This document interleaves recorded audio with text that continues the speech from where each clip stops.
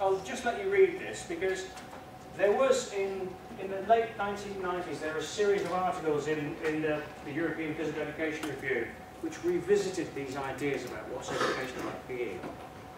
And one of them, by a good friend of mine and a very fine philosopher, I think he really set out his account of what was educational about PE. It was really just Peter's old position from 1966. But this is the nub of it. I'll let you read it.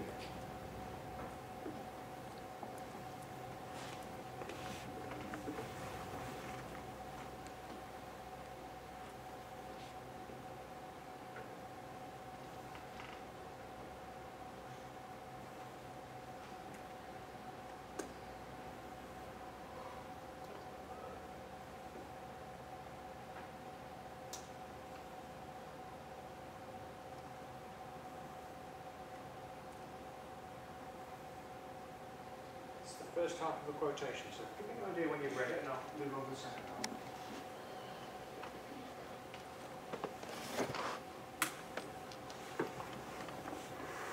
Have we got through it? Yep. Finished? Yep.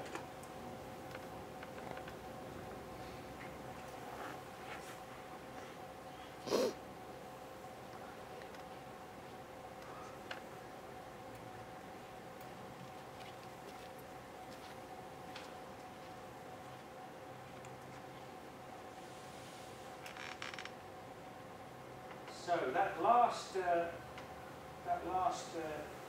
that's the key one. That's the key one. What distinguishes educational from non-educational knowledge? Well, educational knowledge informs what we understand by rational mind. So the subjects that you've got, like psychology, physiology, biomechanics, physics, history, politics, sociology, that's what mind's all about. That is the subject matter of rationality. PE just uses that stuff. So you might say what we call PE, but you might as well call it physical activity, merely uses the mind. He says, but those other kinds of subjects, that's what mind is.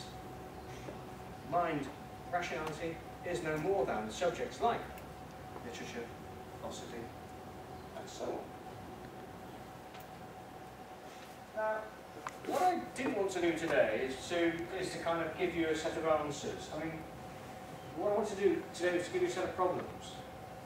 You're starting on a journey of becoming physical educationalists. What does that mean? What's going to distinguish you from the gym assistant down the road? Or the coach at Hagley Park on a Wednesday afternoon or a Sunday morning?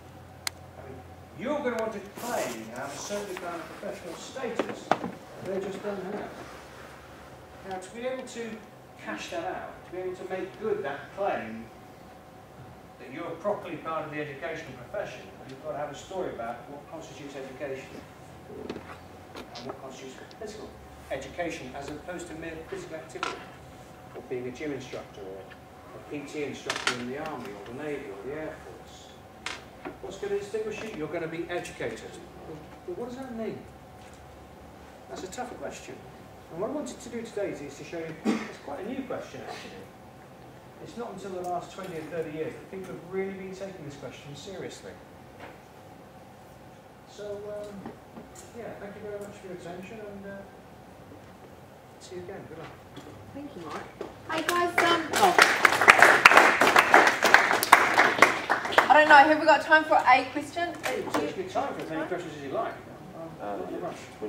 22. If anyone's got a lecture on the other campus, they might want to go, but probably got time for 1 or 2 questions before we finish. If anyone has questions. Any questions when I was a student was always a cue to keep quiet. If you want to